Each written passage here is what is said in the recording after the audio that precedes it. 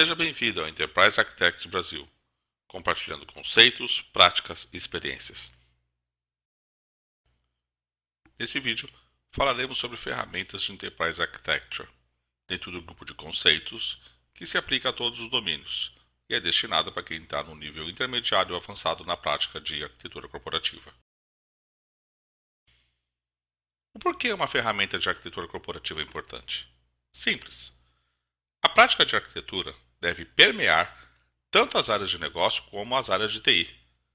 A identificação e o entendimento de suas estruturas são utilizadas para o suporte ao desenho almejado, a arquitetura futura, a arquitetura to be. E é para isso que serve a prática de Enterprise Architecture. Então, como identificar essas estruturas? Como relacionar essas estruturas? E, principalmente, como distribuir a visão de EA? É para isso que serve uma ferramenta. Agora, vamos lembrar um tópico discutido no vídeo Dificuldades com Enterprise Architecture.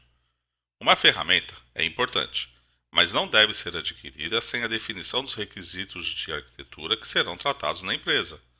Os requisitos não devem ser definidos apenas quando se deseja adquirir uma ferramenta, ou seja, o processo não deve se adaptar à ferramenta, e sim a ferramenta que deve apoiar os processos definidos pela prática de arquitetura desejada na empresa. E quais são os grupos de informações que devem ser considerados na escolha de uma ferramenta? Os grupos são: a ferramenta deve ter a condição de tratar todos os domínios de arquitetura, sejam eles de negócios, de dados ou informações, aplicações ou sistemas e de tecnologias. E tudo isso dando uma visão do plano estratégico, a visão de projetos, uma visão financeira, uma visão de mercado e uma visão de suporte. E todas essas visões também têm que estar disponibilizado numa perspectiva de nível organizacional e de relacionamento com o mercado. Então perceba que a ferramenta e a prática de arquitetura também mexe com informações que não é objetivo de controle da arquitetura, como por exemplo projetos.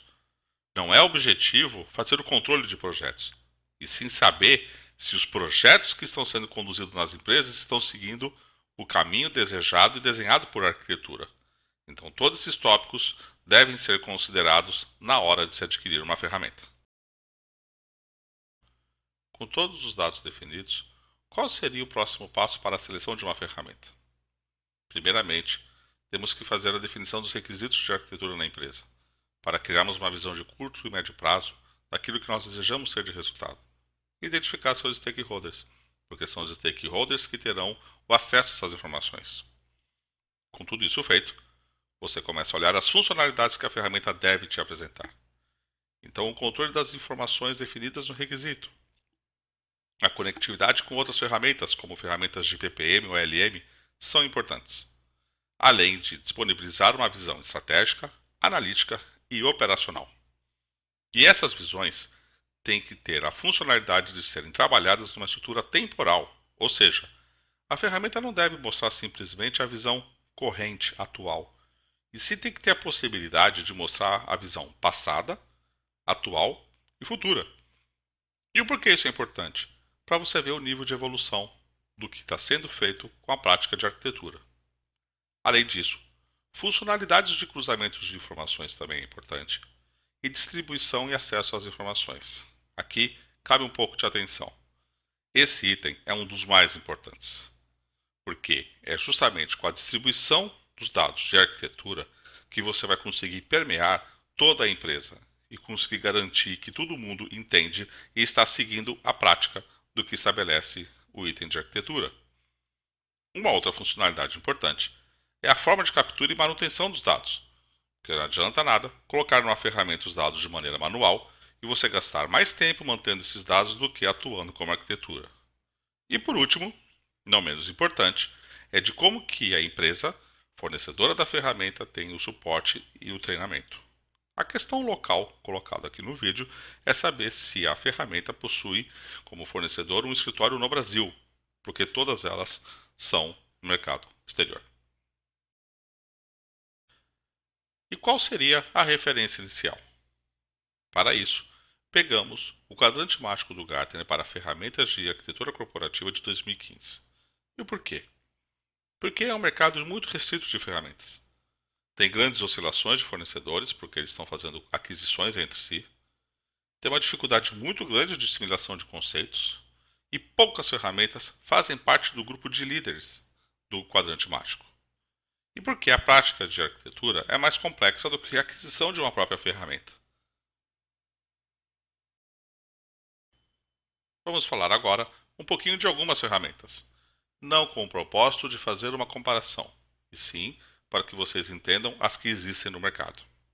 A primeira delas é da Software AG, representada pelo Alphabet, que junto com o Ares, que é uma ferramenta de processo, acaba implementando o que é a visão da empresa para a solução de arquitetura corporativa. É uma ferramenta que atinge com eficiência todos os domínios de arquitetura. Uma outra ferramenta é a Mega, dentro da solução OpenX, com solução on-premise e cloud, e também atinge com grande eficiência todos os domínios de arquitetura. A Trux é outra ferramenta. Ela possui uma capacidade analítica muito diferenciada, é o grande forte dela, e também atinge com eficiência todos os domínios de arquitetura. Uma outra empresa, chamada Evolution, tem a solução Abacus, que tem uma adaptação para anotações de arquitetura corporativa. Isso também acontece em outras, então é possível você colocar uma implementação do ADM, do TOGAF dentro das soluções, e é uma ferramenta que também possui uma alta capacidade analítica. A BizDesign possui a ferramenta Enterprise Studio, que tem uma grande abrangência nas visões e atinge também todos os domínios de arquitetura. E por último, a solução da IBM, que utiliza dentro da solução IBM Rational, está aí adaptado para anotações também de arquitetura corporativa. Algumas considerações finais. Uma ferramenta auxiliará a evolução da maturidade da prática de arquitetura apenas após certo estágio de uso. O uso prematuro poderá mudar o foco de atuação da área de arquitetura. Mas por que isso acontece? Simples. Todos os fornecedores que nós comentamos aqui, nenhum deles possui uma equipe local no Brasil com expertise de fato, prático e efetivo no uso dessas ferramentas no dia a dia de uma arquitetura. Eles possuem pessoas que conhecem tecnicamente a ferramenta, mas não o seu uso prático. Então você vai ter que adquirir essa experiência. E esse tempo que você vai gastar adquirindo essa experiência na ferramenta pode tirar você do foco das práticas de arquitetura. Então, não há problema nenhum que a prática inicial seja feita fora de uma ferramenta, porque só apenas após um determinado nível de retorno que você já demonstrar para a empresa que você vai sentir a necessidade de potencializar a maturidade. E é nesse momento que a arquitetura vai deixar de ser um item opcional e se tornar um item prioritário. Com isso, terminamos mais um vídeo. Temos a intenção de fazer outros, demonstrando um pouquinho com mais detalhe as ferramentas que nós mostramos nesse. E também estamos abertos à sugestão de novos temas. Muito obrigado.